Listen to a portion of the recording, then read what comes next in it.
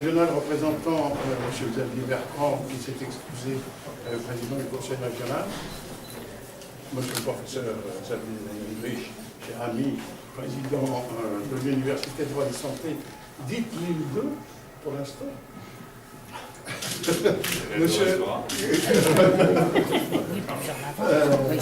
Monsieur le professeur Régis Bordet, que je ne vois pas, vice-président recherche de l'Université de l'île 2. Madame Judith Munoz, représentant M. Samir Oldali, délégué régional de la l'INSERM, M. Yvan Delaunoy, président du Conseil Repose Nord-Ouest et directeur de recherche au CNRS, M. le professeur Christian Sergarat, président de la Fondation du Crédit Agricole Nord-Europe, M. Bernard Parcory, président du Crédit Agricole Nord-de-France et de la Fondation d'entreprise du Crédit Agricole Nord-de-France. Mesdames, Messieurs, chers amis, en vos titres et qualités, merci donc d'être venus honorer de votre présence ce moment important pour notre fondation, la mise en service d'un cytomètre spectral. Je dis que c'est le 6e en France et le seul au nord de Paris. En quelques mots, je vais rappeler les missions de l'Institut de recherche sur le cancer de la ville, les financements obtenus et l'avenir de la fondation dans le cadre du contrat de plan État-région. On a dit plan de CPER cancer, mais je dirais que le CPER cancer s'inscrit dans le CPER 2015-2020. Donc l'IRCL a été créé il y a 80 ans avec des fonds américains dans le but d'encourager la recherche sur le cancer. Aujourd'hui, nous apportons notre soutien à des équipes de chercheurs en les hébergeant et en complétant leur financement, soit en leur permettant d'acquérir des matériels, comme aujourd'hui, soit en finançant l'embauche de CDD ou de personnel de laboratoire, il s'agit en général de post-doc ou de techniciens, et on les aide également dans l'acquisition de consommables pour leur recherche. Au cours de ces dernières années, nous avons acheté les matériels suivants. Un nucléofector pour environ 20 000 € en 2014 avec le concours du Rotary Carvin, de la compagnie d'assurance AXA, du comité de récompense de l'œuvre humanitaire et 2 associations carnavalesques de Dunkerque, les Chevaliers du XXe siècle et l'association philanthropique et carnavalesque de Dunkerque.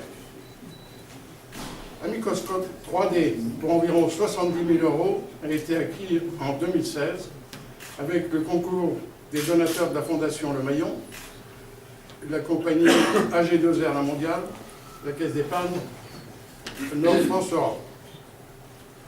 Le cytomètre spectral que nous mettons en service ce jour pour plus de 250 000 € a été acquis par l'Université de Lille et cofinancé par l'IRCL grâce aux dons des donateurs de la Fondation Le Maillon, du comité de récompense, de 4 associations de carnavaleux, à savoir les Chevaliers du XXe siècle, qu'on a déjà vu tout à l'heure, les Petits Louis, la Bouée Bleue et les Snutterers d'une personne physique, et enfin de la Fondation d'entreprise du Crédit Agricole, dont la décision fut capitale.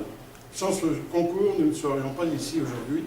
Un grand merci donc à tous ces contributeurs, et en particulier à la Fondation d'entreprise du Crédit Agricole Nord-de-France. Avant de conclure, je souhaite préciser que dans le cadre du CPER, le regroupement de toutes les équipes de recherche sur le cancer de l'île se fera en un seul lieu, afin de leur permettre une meilleure synergie, et nous l'espérons tous, de meilleurs résultats.